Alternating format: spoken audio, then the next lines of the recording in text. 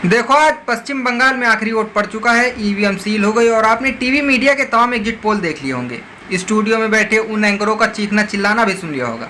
लेकिन अब आप उस ओर बंद कर दीजिए, क्योंकि पश्चिम बंगाल की 294 सीटों की इस लड़ाई में जीत और हार का फैसला कोई लहर या जादू नहीं करेगी। ये पूरा चुनाव सिर्फ दो चीजों पर टिका है। पहला, कि वो 47 लाख लोग जिनके नाम काटे गए मृत बताकर, और उन्हीं ने ऐसा खौफ पैदा किया कि जिसने लोगों को घरों से खींचकर पोलिंग बूथ पर लगा खड़ा कर दिया। और टीवी वाले ये हकीकत आपको नहीं बताएंगे, तो चलिए इस पॉलिटिकल थ्रिलर के पन्ने को हम पलटते हैं, कहानी को बिल्कुल शुरू से समझते हैं। चुनाव से ठीक पहले चुनाव आयोग की एक सीक्रेट फाइल खुलती है, SIR। इस बार इलेक्शन कमीशन ने बंगाल की वोटर लिस्ट से झाड़ू लाकर पूरे 91 लाख नाम साफ कर दिए। और आप एक बात और कान खोल कर सुनिए, इनमें से 47 लाख नाम उन लोगों के थे जो इस दुनिया को छोड़ चुके थे। अब हैरानी की बात यह है कि सालों से इनके नाम पर भूतिया वोट पड़ रहे थे। अब सबसे बड़ा सवाल कि आखिर ये मुर्दे कब्र से उठकर किसे वोट डाल रहे थे। और यहीं से शुरू होता है असली गणित। 2021 के चुनाव में TMC को बीजेपी से करीब 60 लाख वोट ज़्यादा मिले थे। अब बीजेपी के रणनीतिकारों का सीधा सा लॉजिक है कि ये जो 47 लाख फर्जी वोट कटे हैं, ये सब TMC की ऑक्सीजन थे। देखो, पिछली बार करीब 80 सीटें ऐसी थी जहां हार जीत का फासला चंद हजार वोटों का था। अब जब लिस्ट से ये कचरा सफा हो गया, तो भारतीय जनता पार्टी ताल ठोक ठोक कर कह रही है कि सत्ता पलट गई। भारतीय जनता पार्टी का दावा है कि हम 150 से लेकर 170 सीटें तक जीत जाएंगे। यानी भारतीय जनता पार्टी की कैलकुलेशन के हिसाब से ममता बनर्जी 110 सीटों के आसपास सिमट सकती है। लेकिन आप रुकिए, पॉलिटिकल शतरंज इतनी भी सीधी नहीं होती।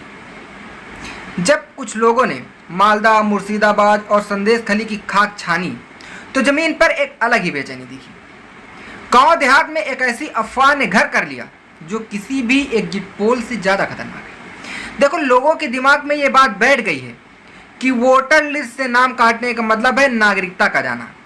उन्हें यह लग रहा है कि आज नाम कटा है, कल राशन कार्ड छिनेगा और परसों उन्हें बांग्लादेशी या घुसपैठिए बताकर इस देश से बाहर निकाल दिया जाएगा। और बस इसी खौफ ने पूरा गेम पलट दिया। जिनके नाम लिस्ट में बच गए थे, उन्होंने ठान लिया कि चाहे जो हो जाए 100% वोट डालना है। TMC के खिलाफ जो भ्रष्टाचार और गुंडागर्दी की एंटी इनकम्बेंसी थी, वो इस नागरिकता खोने के डर के आगे धुआं धुआं हो गई। और यही ममता बनर्जी के लिए प्लस पॉइंट बन गया। इसी डर की बम्पर वोटिंग की बदौलत आज TMC 160 से 190 सीटों का अपना एग्जिट पोल लेकर बैठी है। देखो, आप मुझे कमेंट में एक बात बताइए, क्या एक मजबूत लोकतंत्र में खौफ और डर से निचोड़ा गया वोट सही सरकार चुन सकता है? अपनी राय कमेंट में जरूर लिखना। अब आप सोच रहे होंगे कि भाई देखो, इस पूरी लड़ाई में कांग्रेस और अदर पार्टियां कहाँ हैं। देखिए, मुर्शिदाबाद और मालदा के जो मुस्लिम बहुल इलाके हैं, वहाँ लोग TMC से इस वक्त भयंकर नाराज हैं। लेकिन वो वोटर भारतीय जनता पार्टी के पास बिल्कुल नहीं जाएगा। इस नाराजगी का सीधा फायदा सिर्फ कांग्रेस को मिल रहा है, जो मुश्किल से 1 से 3 सीटों पर दम मार रही है। बाकी वामपंथी और ISF वो बस एक आध सीट पर अपनी नाक बचाने की लड़ाई लड़ रहे हैं। गेम उनके हाथ से बहुत पहले ही निकल चुका है। अब इस 2026 के चुनाव का विरोधाभास देखिए। एक तरफ पोलिंग बूथों के बाहर पैरामिलिट्री फोर्स बंदूक ताने खड़ी है ताकि लोग बिना डर के वोट दें, और वहीं दूसरी तरफ ममता बनर्जी की लक्ष्मी भंडार योजना का लालच है, जहां 1500 की जगह 3000 रुपए का दांव चला गया है। एक तरफ सुरक्षा का पहरा है, तो दूसरी तरफ नागरिकता खोने का डर।